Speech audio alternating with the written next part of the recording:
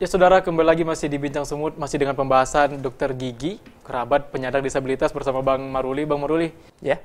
bisa diceritakan sedikit Bang Maruli? Bang Maruli kan saat ini sudah punya klinik sendiri ya? Ya. Itu Benar. bagaimana Bang Benar. untuk proses mempunyai klinik ini? Yang pasti prosesnya nggak mudah. Saya ngebangunnya itu dari step by step, langkah demi langkah, gitu. Dan artian klinik juga saya bangun, juga saya tetap punya orientasi supaya lebih maksimal untuk berikan pelayanan untuk disabilitas. Tapi saya juga tetap membuka pelayanan untuk orang-orang umum atau yang normal. Baik, Bang Maruli kan ini kan punya klinik dan nanti akan berkuliah ke luar negeri. Itu, tapi saya mau tanya dulu Bang, apakah pernah menyangka sebelumnya untuk berkuliah ke luar negeri dan mendapatkan beasiswa LPDP ini? Kalau nyangka nggak pernah, tapi impian iya.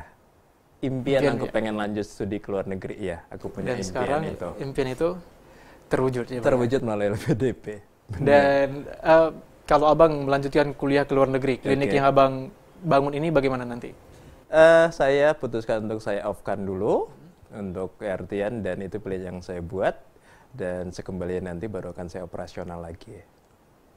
Dan tanggapan Bang Maruli mungkin sepengetahuan Bang Maruli sebagai dokter gigi spesialis ataupun ingin menuju spesialis ya saat ini ya, baik. disabilitas, untuk penanganan pasien disabilitas sendiri di Indonesia saat ini bagaimana Bang? Sejauh pemantauan saya sih memang pelayanan kesehatan untuk disabilitas, khususnya dalam pelayanan gigi dan mulut, memang masih terabaikan, masih, dan itu akan menjadi sebuah perhatian besar supaya mereka untuk mendapatkan kesetaraan hak, untuk mendapatkan pelayanan kesehatan, khususnya dalam pelayanan gigi dan mulut yang optimal.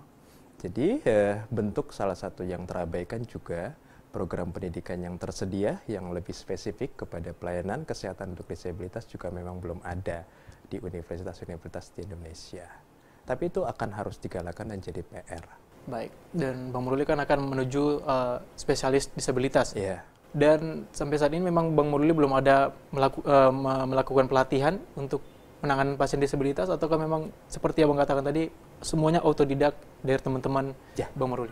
Benar, kalau secara official untuk mendapatkan adanya kayak short course untuk dalam bidang dental treatment for disability, memang saya belum pernah mendapatkan, belum. Saya lebih banyak itu dapat dari teman-teman, dari sharing, mereka berikan, dan itu selalu dalam bentuk informal, bukan formal. Oke. Dari situ. Mungkin bisa dikasih tahu Bang, bagaimana sih trik dan juga tips Bang Maruli dalam penanganan pasien disabilitas? Tentu kan ada perbedaannya antara dalam menangani pasien normal. Itu bagaimana Bang, tips dan triknya? Jadi pasien disabilitas ini kan kita harus sesuaikan dulu dengan jenis karakter disabilitas. Ada beragam jenis disabilitas. Ada yang disabilitas mental, ada yang disabilitas fisik, atau yang memang kombinasi dari keduanya. Nah, apapun jenis disabilitas yang mereka miliki adalah mereka akan mempunyai tingkat mood yang sangat variatif. Sangat. Jadi yang pertama kali kita lakukan adalah kita harus dapetin dulu kenyamanan bagi mereka. Setelah kita dapetin kenyamanan dari mereka, maka kita harus bangun kepercayaan dari mereka. 2 poin ini bisa didapatkan adalah dengan kita untuk melakukannya komunikatif. Pendekatannya harus komunikatif. Apapun jenis kondisi disabilitas, baik itu dia bisa bicara ataupun tidak, kita tetap harus komunikatif. Kita perlakukan dia dengan bagaimana kita ingin diperlakukan. Nah, ketika dia nanti dapat comfortable-nya, percaya deh, kepercayaannya akan dapat. Berikutnya, mau bentuk pelayanan apapun yang akan mau kita buat, itu akan easy smooth dia, artian gampang kita melakukannya. Baik, itu sih. Bang Maruli tadi mengatakan bahwa untuk melakukan pendekatan komunikatif untuk menangani pasien disabilitas. Benar. Misalnya pasiennya itu, mohon maaf, tidak bisa berbicara. Bagaimana cara Bang Maruli untuk berkomunikasi dengan dia? Benar. Jadi memang salah satunya kita harus menguasai adalah bahasa isyarat. Betul. Dan saya memang tidak memiliki kemampuan berbahasa isyarat. Nah, itu bagaimana? Tapi kita bisa akan menggunakan bahasa tubuh. Artian kita bisa akan meminta dia, kalau dia bisa tulis, kita akan minta juga nulis. Gitu, misalnya nama kamu siapa, kita minta dia nulis. Gitu. Kita balas dengan tulisan. Dia nggak bisa nulis juga, kita harus lakukannya dengan gestur, bahasa tubuh kita. Bagaimana seni kita untuk melakukan komunikasi itu? Jangan pernah terhenti, jangan. Kita harus kreatif. Berusaha untuk bagaimana mereka paham. Harus. Nggak dapat hari itu jangan paksa. Besok minta lagi dia datang. Berarti Bang Maruli tidak ada meminta bantuan untuk penerjemah? Sejauh ini enggak. Belum ya? Enggak. Memang saya akan lakukan pengembangan atau improvisasi dengan sendirinya. Itu yang saya lakukan. Baik, dan sejauh ini Bang Maruli, kalau boleh tahu kesulitan-kesulitan yang Abang hadapi saat menangani pasien disabilitas bagaimana? Yang paling sering saya hadapi adalah tingkat moodnya ya. Bisa itu dia nanti udah mau appointment, mau datang loh. Nanti tiba-tiba udah sampai di depan praktek itu. Di awal perjalanan itu si pasien kooperatif, santai, tidak ada menunjukkan reaksi-reaksi penolakan atau ofensif. Sudah sampai depan praktek teriak-teriak, histeris. Itu. Nah, kalau itu sih satu pengalaman yang ada.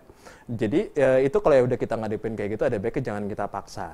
Gitu. Ada juga cukup pengalaman yang membuat saya sendiri pun terasa senang banget. Ketika di awalnya dia begitu takut, ngeliat tatapan mata kita bisa lihat dia takut banget. Lalu kita bisa dapetin kepercayaannya, kita dapat kasih kenyamanannya, pelayanan berjalan dan sukses. Dan akhirnya dia ketawa senyum gini, udah. Terus udah lepas. Udah. Itu kayaknya udah comfort, udah enak banget aku. Baik, selain yang tadi Abang ceritakan tadi, ada nggak cerita unik lainnya saat menangani pasien disabilitas? Sejauh ini yang bentuk-bentuk keunikannya yang saya temui seperti itu. Dan ada juga beberapa memang yang udah mandiri ya, jadi punya bentuk usaha gitu. Saya banyak juga sih dikasih.